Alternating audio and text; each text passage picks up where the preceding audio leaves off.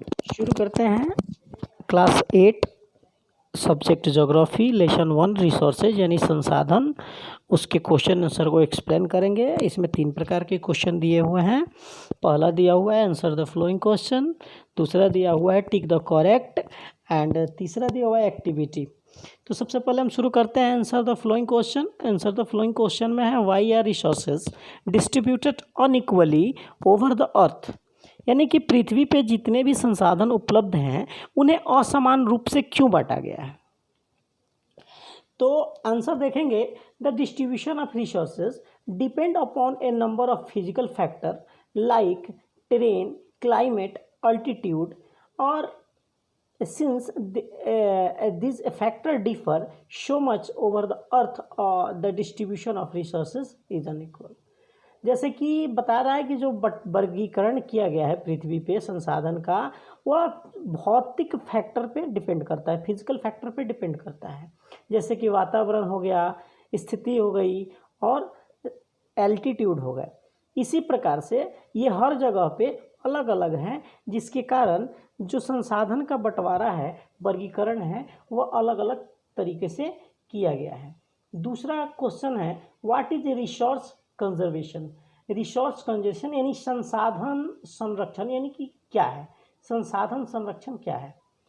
Using resources carefully and giving them time to get renewed is called resource conservation, यानी कि संसाधनों का ध्यानपूर्वक उपयोग तथा उन्हें फिर नए रूप में आने के लिए समय देना रिसोर्स कंजर्वेशन कहलाता है। तीसरा प्रश्न है why are human resource important, यानी कि मानव संसाधन जरूरी है क्यों, महत्वपूर्ण है क्यों। तो people are human resources and human resources are important because people can make the best uses of nature to create more resources by applying knowledge, skill and technology।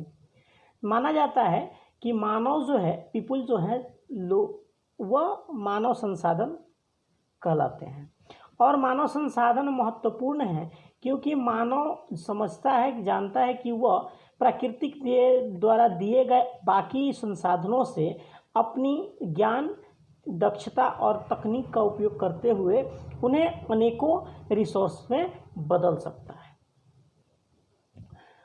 Fourth number question है what is sustainable development. What is sustainable development, यानी कि विकृत development क्या है, sustainable विकास क्या है। Balancing the need of huge resources and also conserve them for future is called sustainable development, यानी कि स्रोत जो है, संसाधन जो है, उसको बैलेंस करना और उसको बचा के रखना, भविष्य के लिए बचा करके रखना ही सस्टेनेबल डेवलपमेंट है।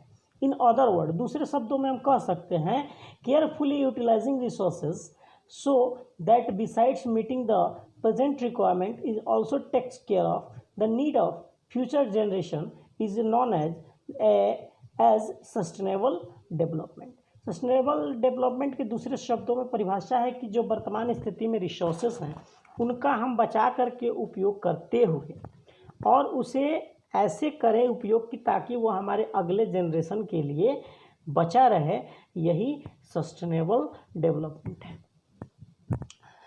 2 नंबर पॉइंट है इसका, tick the correct answer.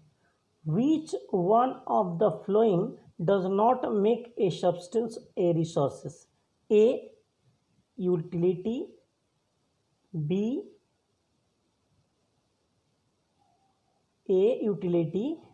value, C. quantity। तो इसका सही आंसर होगा क्वांटिटी, यानी कि मात्रा जो है वह क्या नहीं कर सकता है, तो वो सब्सटेंस को पूरा नहीं कर सकता है। आगे देखेंगे which one of the following is a human made resource. इनमें से कौन मानव निर्मित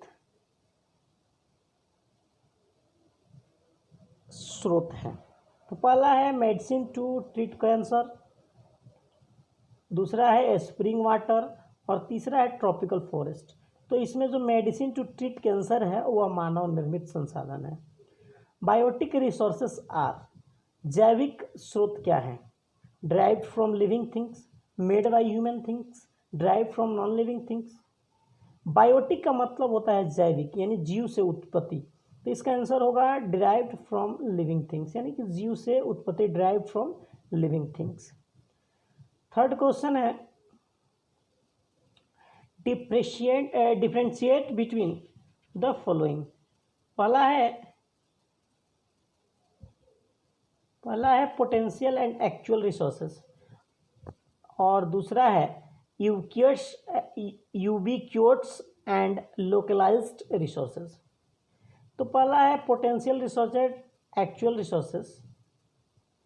resources whose a resource whose entire quantity is not known, a resources whose quantity is known.